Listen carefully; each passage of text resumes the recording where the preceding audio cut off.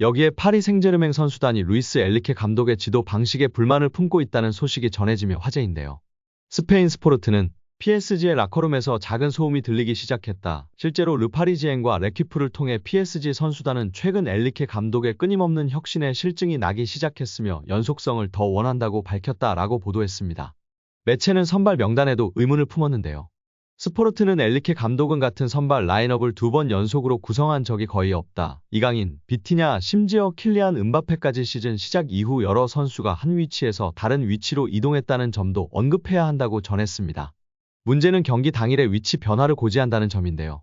매체는 문제는 선수들이 자신의 위치가 아닌 다른 위치에서 플레이하려고 할 때 미리 고지하는 경우가 거의 없다는 점이다. 어떤 선수들은 훈련할 때 준비가 되어 있지 않았음에도 불구하고 경기 당일 라인업을 읽고 알기도 한다. 결과가 따르지 않는다면 향후 문제가 될 수도 있는 상황이다 라고 지적했습니다.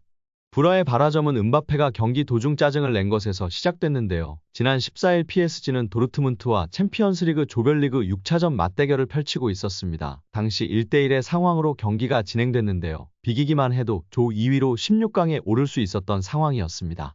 하지만 은바페는 분노했는데요. 1대1의 상황에 PSG 벤치에선 선수단에게 안정적인 경기 운영을 지시한 듯 보였습니다. 은바페는 경기 후 라커룸에서도 짜증을 낸 것으로 알려졌습니다. 이를 두고 엘리케 PSG 감독은 은바페의 좌절감, 선수들이 좌절하는 것은 당연하다라면서 후반 35분에 골을 내주는 어리석은 짓을 할 수도 있었다. 선수들이 좌절감이 느끼는 위험은 감독으로서 나한테 달려있는 일이다고 전했습니다.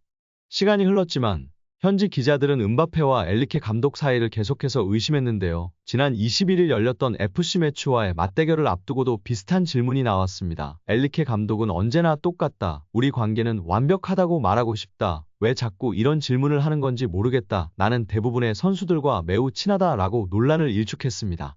이어 그는 농담을 하고 항상 미소를 짓는다. 나는 그와 친밀한 관계를 가지고 있다. 우리는 연인은 아니지만 거의 연인 사이다. 은바페는 아직 어리다. 그가 개인적으로나 팀적으로 많은 성공을 거두기를 바란다 라고 덧붙였습니다. 엘리케 감독의 이러한 발언에도 흔들기식 기사가 계속해서 쏟아지고 있습니다. 엘리케 감독이 이러한 위기를 넘어 선수단을 하나로 결합할 수 있을지 큰 관심이 집중되고 있습니다. 한편 이강인 활용에 대해서도 이야기가 많이 나오고 있는데요. 국내 축구 전문가는 클린스만과 엘리케 감독 중 가장 이강인을 잘 쓰는 감독이 누구인가? 라는 주제로 이야기를 나누며 화제가 되었습니다. 한 패널은 이강인이 자유롭게 자신의 플레이를 하며 최고의 모습을 보여줄 수 있도록 활용하는 감독은 클린스만이라며 결과값이 증명해주고 있다고 발언했습니다. 최근 4골 3개의 도움으로 맹활약하고 있는 점을 근거로 제시했습니다. 또 다른 패널은 고정된 위치에서 이강인에게 편안하게 프리롤을 주며 마음껏 재능을 펼칠 수 있도록 하는 것은 클린스만 감독이라는 점에 동의하나 이강인의 다재다능함, 멀티 능력 등 전술적 활용을 잘하는 것은 엘리케 감독이라고 덧붙였습니다. 이어 엘리케 감독이 이강인을 좋아하는 것은 확실하다. 빼도 되는 상황에서도 항상 이강인을 빼지 않고 중용하며 신뢰하는 모습을 보여왔다. 다만 이강인을 향한 애정이 조금 삐뚤어지지 않았나 싶다. 지나치게 멀티 능력을 활용하고 있어 이제는 조금 더 고정된 위치를 맡는 것이 좋을 것 같다고 덧붙였습니다. 다만 은바페가 있는 PSG 특성상 수비적인 밸런스가 무너져 있기 때문에 이강인 선수의 멀티 능력, 다재다능함이 무조건 선택을 받을 수밖에 없다며 중원에서 뛰면 은바페로 인한 수비 부담은 항상 있을 것이라고 전했습니다. 더욱 공격적인 활용을 위해서는 공격 라인에 배치되는 것이 가장 이상적일 것이라고 전했는데요. 우리 구독자 여러분들의 생각은 어떠신가요? 여기에 프랑스 르텐스포르트는 신입생 스타 이강인, 킬리안 은바페까지 넘어섰다. 라며 이강인의 인기에 주목하며 화제가 되고 있습니다. 매체는 이강인은 PSG가 여름에 영입한 11명의 신입생 중 한 명이다. 그는 스페인 마요르카를 떠나 이적료 2천만 유로 약 287억 걸로 이적했다. 뛰어난 재능으로 평가받는 그는 아시아에서 엄청난 인기를 끌고 있다. 그 덕분에 PSG가 기록을 깰 수 있게 됐다. 은바페도 압도당할 것이라고 덧붙였습니다. 은바페는 PSG를 넘어 프랑스 축구계를 대표하는 최고 스타인데요. 이강인은 이미 그런 은바페와 비견되는 인기를 끌고 있다는 것입니다. 이강인은 유니폼 판매량에서도 은바페를 뛰어넘은 것으로 알려졌는데요. 리그앙 홈페이지는 지난달 언더커버 슈퍼스타 PSG 이강인이라며 PSG에서는 이강인의 유니폼이 불티나게 팔리고 있다. 은바페, 우스만 덴벨레보다 그의 이름이 더욱 눈에 띌 정도로 수많은 한국인 관광객들이 파르크 대 프랭스로 몰려들고 있다라고 조명했습니다. 또한 리그앙은 파리는 이강인에게 미쳐있다. PSG는 그가 지난 여름 마요르카를 떠나 합류한 이후 은바페 유니폼보다 이강인 유니폼을 더 많이 팔았다. 유럽인들은 아직 깨닫지 못했을 수도 있지만 PSG는 진정한 슈퍼스타를 얻었다 라고 강조하며 팬들의 공감과 지지를 받았었습니다. 르파리지앵 역시 이강인이 아시아에서 인기를 바탕으로 온라인 유니폼 판매량 1위를 기록했다고 전했고 RTL 스포르트 소속 압델라 불마도 이강인의 유니폼이 음바페 유니폼보다 조금 더 많이 팔리고 있다고 밝혔습니다. PSG 토크는 이강인을 금덩이에 비유하기도 했다. 매체는 이강인을 영입한 PSG는 금덩이를 얻은 걸지도 모른다 라며 결과적으로 이강인 영입은 성공이다. 이는 경제적 신중함, 스포츠적 비전 그리고 상업적 상황에 대한 이해가 조화롭게 어우러진 덕분이라고 극찬했습니다. 심지어 이강인이 네이마르와 리오넬 메시의 공백을 메웠다는 평가까지 나오고 있는데요. 르텐스포르트는 등번호 19번이 적힌 유니폼 판매량은 최근 몇 달 동안 눈에 띄게 폭발적으로 늘어났다라며 PSG는 네이마르와 메시를 잃었다. 그러나 이강인을 영입함으로써 마케팅 차원에서 두 스타의 이탈을 보상할 수 있게 됐다라고 평가했습니다. 이어 매체는 PSG의 이강인 영입은 좋은 영입인가?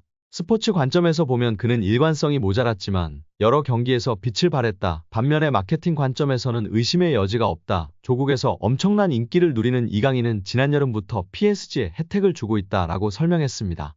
실제로 마르크 암스트롱 PSG 마케팅 디렉터는 모든 영입은 스포츠적 이유로 이뤄졌다라면서도 하지만 우리가 이강인이 온 이후 상업적으로 상당한 이득을 본 것이 사실이라고 인정했습니다.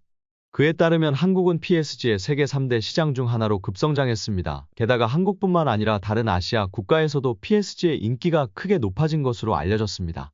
다만 유니폼 판매량에서는 이강인과 음바페가 호각을 다투고 있는 것으로 보이는데요. 르파리지앵은 온라인에서는 이강인이 앞서는 게 사실이지만 오프라인 매장 판매량까지 합하면 음바페가 여전히 1위라고 주장했습니다. 루이스 엘리케 감독도 이강인에게 푹 빠져있다. 그는 21일 메스전을 앞두고 이강인은 우리에게 매우 중요한 선수다. 오른쪽 윙어, 왼쪽 윙어로 뛰었으며 중앙에서도 뛸 수 있다. 때로는 가짜 공격수 역할도 맡을 수 있다.